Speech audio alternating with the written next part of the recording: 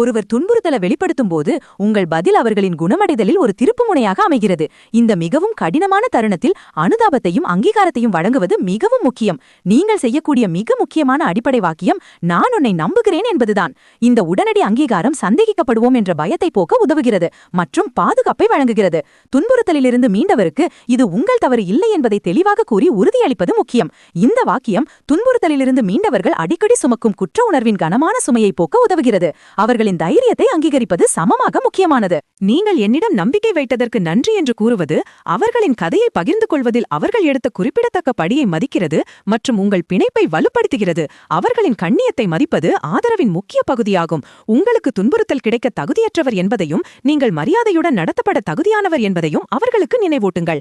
அக்கறையின் எளிய உறுதிமொழிகள் ஆழ்ந்த ஆதரவை தெரிவிக்க முடியும். ஒரு சிறிய சைகை அல்லது நான் உன்னை நேசிக்கிறேன் என்று சொல்வது ஒரு சொந்த உணர்வை வழங்குகிறது மற்றும் நீங்கள் மதிக்கப்படுகிறீர்கள் என்பதை துன்புறுத்தலிலிருந்து மீண்டவருக்கு நினைவூட்டுகிறது. துன்புறுத்தலிலிருந்து மீண்டவரின் நல்வாழ்வுக்கு முன்னுரிமை அளிப்பது அவசியம்.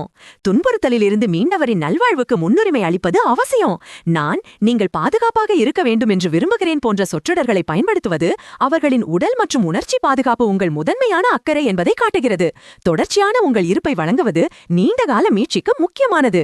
உங்களுக்கு ஏதாவது தேவைப்பட்டால் அல்லது பேச விரும்பினால் நான் இருக்கிறேன் என்பதை அவர்களுக்கு தெரியப்படுத்துங்கள். ஆதரவை உறுதிப்படுத்துங்கள். வெளிப்படுத்துதல் என்ற செயலே அங்கீகரிக்கப்பட்டு பாராட்டப்பட வேண்டும்.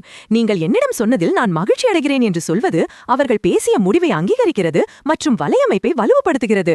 உங்களுக்கு ஏதாவது தேவைப்பட்டால் அல்லது பேச விரும்பினால் நான் இருக்கிறேன் என்பதை அவர்களுக்கு தெரியப்படுத்துங்கள். ஆதரவை உறுதிப்படுத்துங்கள். துன்புறுத்தலிலிருந்து மீண்டவருக்கு அவர்களின் சொந்த குணமடையும் செயல்பாட்டில் அவர்களுக்கு அதிகாரம் அளிப்பதன் மூலம் அவர்களை வலுப்படுத்துங்கள். உங்களுக்கு என்ன தேவை என்ற எளிய கேள்வியை கேட்பது படிகளை வழிநடத்த அவர்களை அனுமதிக்கிறது. நம்பிக்கை, உறுதிப்பாடு மற்றும் பாதுகாப்பின் இந்த விரிவான கட்டமைப்பை வழங்குவது மிகவும் முக்கியமானது. இந்த படிகளை பின்பற்றுவதன் மூலம் நீங்கள் சுழற்சியை உடைக்க உதவுகிறீர்கள் மற்றும் ஆரோக்கியமான சூழலை வளர்க்கிறீர்கள்.